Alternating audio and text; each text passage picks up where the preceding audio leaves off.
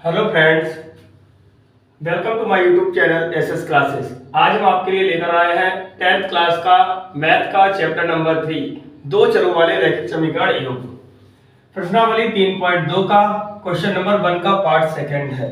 ध्यान से देखिए, क्वेश्चन सेकंड कह रहा है कि 5 पेंसिल तथा 7 कलमों का मूल्य 50 है, जबकि 7 पेंसिल तथा 5 कलमों का मूल्य 46 है। एक पेंसिल तथा एक कलम का मूल्य ज्ञात कीजिए। जब भी हमारे पास ऐसी कंडीशन आती है कि हमें टोटल मूल्य तो पता होता है लेकिन एक का मूल्य पता नहीं होता, तो ऐसी कंडीशन में हम हमेशा उसके मान को x या y मान लेते हैं। हमारे पास दो चीजें हैं, पेंसिल भी है और कलम भी है, तो हम एक पेंसिल का मूल्य x मानेंगे और एक कलम का मूल्य y मानेंगे। जब हमारे पास दोनों के मूल्य निकल आए हैं, पेंसिल और कलम के x और y, तब हम अपने क्वेश्चन पर वापस आते हैं। हमने पहले लाइन में 5 पेंसिल तथा 7 कलमों का मूल्य 50 रुपए देखा, तो हम एक पेंसिल का मूल्य x है तो 5 का हो जाएगा 5x।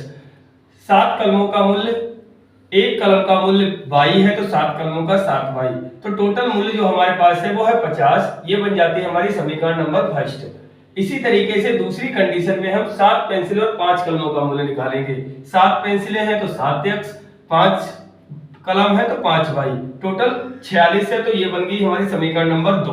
अब हमारे पास बीजगणितीय रूप की दोनों समीकरणें निकल कर आ गई हैं। इसके आगे अब हम ज्यामितीय रूप इसका निकालना है, तो ज्यामितीय रूप के लिए हम इसके दो पद निकालते हैं, x और y के। प्रत्येक समीकरण के दो दो पद निकालकर जिससे हम बाद में ग्राफ बनाते हैं। तो देखिए पद कैसे निकलेंगे।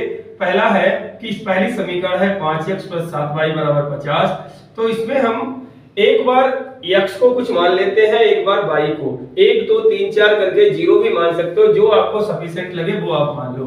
यदि हमने तो x = 3 माना है, लेकिन इस चीज का ध्यान रखना, हम जो x की वैल्यू मानते हैं तो इससे जो हमारा क्वेश्चन आना चाहिए, जो निकल कर आना चाहिए, वो पॉइंट में या बटे में ना आने पाए।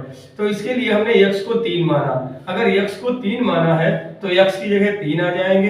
5 × 3 + 7y = 50 है, तो 5 और 3 की मल्टीप्लाई 15 हो रही है, प्लस 7y = 50। 7y की वैल्यू आ रही है 50, 15 को पक्षांतर करके ले जाओगे माइनस हो जाएंगे। y की वैल्यू 7 पक्षांतर होंगे, बटे में पहुंच जाएंगे, हमारे पास y की वैल्यू 5 निकल के आ जाएगी। अगर y की वैल्यू 5 आ गई है तो हम एक कॉलम बना लेते हैं जिसमें x की वैल्यू हमने 3 मानी थी, तो y की 5 लिख दी। इसी तरीके से अगली बार में हम y को 0 मान लेते हैं। अगर y को 0 माना है तो y का मान पूरा 0 हो जाएगा, क्योंकि 0 से मल्टीप्लाई करने पर मान 0 ही होता है। 5 से हमने 50 को काट दिया, हमारे पास x की वैल्यू 10 निकल के आ गई। ये हमारा पहला समीकरण का बिंदु निकल के आ गए हैं। अब हम आते हैं दूसरे समीकरण पर। दूसरा समीकरण है हमारा 7x + 5y = 46। वही सेम करना है जैसा हमने पहले समीकरण में किया था।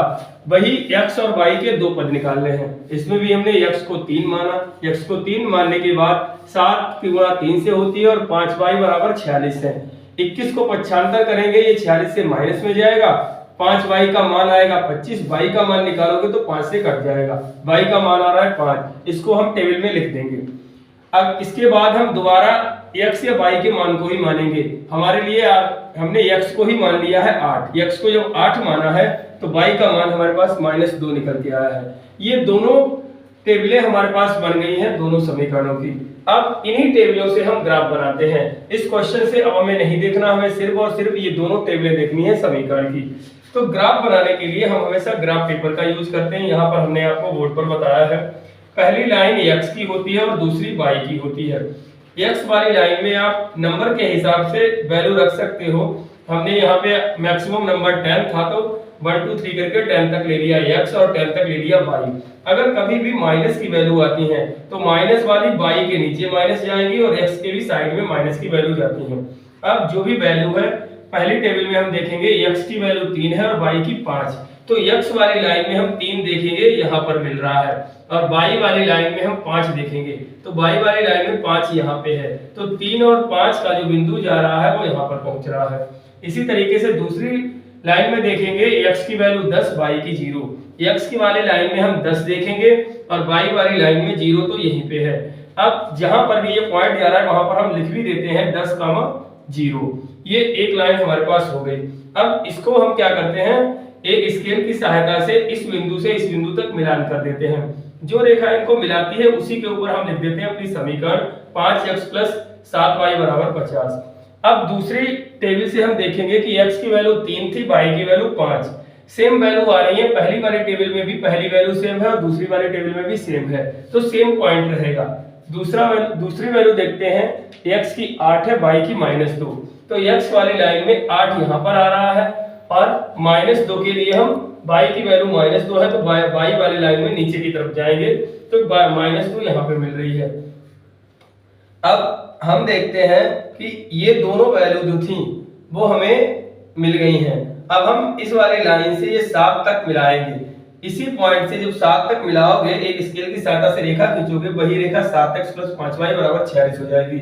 अब ध्यान देने वाली बात ये होती है, क्योंकि हमें इसमें पूछा गया है एक कलम और एक पेंसिल का मूल्य ज्ञात कीजिए, तो यहाँ पर हमारे पास जो कॉमन बिंदु आता है वही बिंदु हमें बताता है कि एक कलम और एक पेंसिल का मूल्य क्या होगा।